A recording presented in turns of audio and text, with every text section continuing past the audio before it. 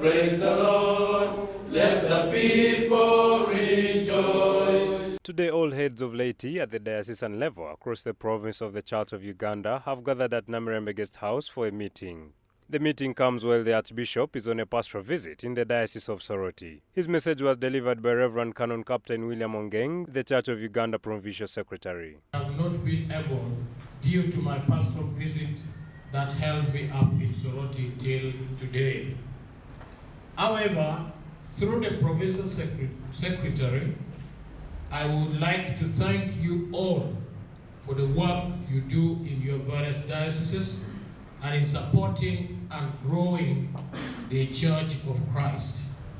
I appeal to you to be leaders that follow in the footsteps of Jesus, who came not to be served, but to serve. The provincial head of laity, John Tereraho, encouraged fellow heads of laity to be humble and truthful servants. He also called for a constitutional amendment, majorly of having bishops retire above 65 years. Let's be truthful. Another issue to consider is the age of entry and retirement. I'm actually looking at Ruwero Diocese. Next weekend, they are going to consecrate a bishop for the Catholic Church. He's 65 years. He's 65. Ours has been retired.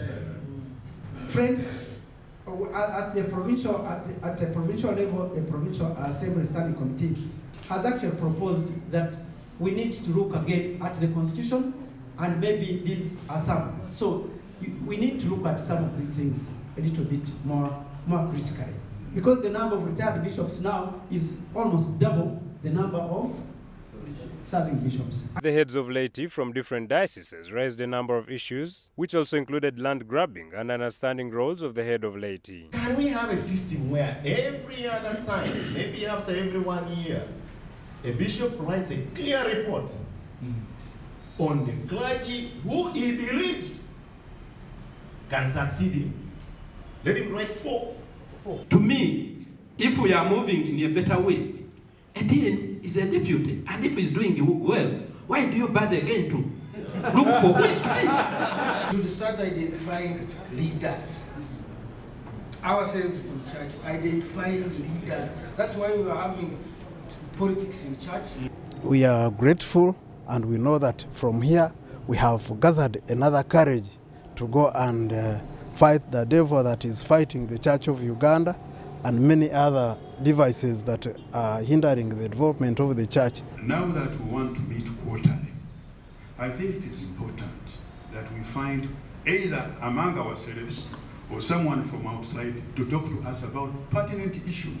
In response to some issues like land grabbing, Reverend Jasper Mpiriru, the GCEO, Church Commissioners Holdings Company Limited, highlighted on how the church is working towards the matter. This book at Diocese, Dodge and Dodge Limited, bought land, but they never finished payment, so we are paying back. But the land is now retained by what? By us. And we have paid up to 128 million out of 250. So we are in the middle, we want to retain that land. And we are removing shares of Bukedi Diocese from payment of this land, because it was paid to where?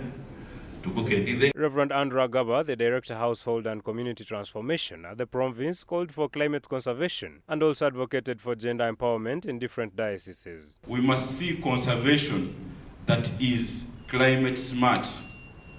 Climate smart, it means we must be involved in growing fruits, but also conserving the environment. Our environment is getting depleted. We implement programs that affect rights of men and rights of women in terms of their survival in this world, keeping our church core values at the center. In attendance was Amos Mwesje, the Managing Director, Church of Uganda Family TV, who called for partnership and support from all dioceses in the province. What we now need from us, without question, is support from you. We are going to be having a media week in the second week of August. The Standing Committee has agreed and given us that opportunity, 13th of August. He has written all the dioceses to ensure that that week can be put aside, some little money collected to support us.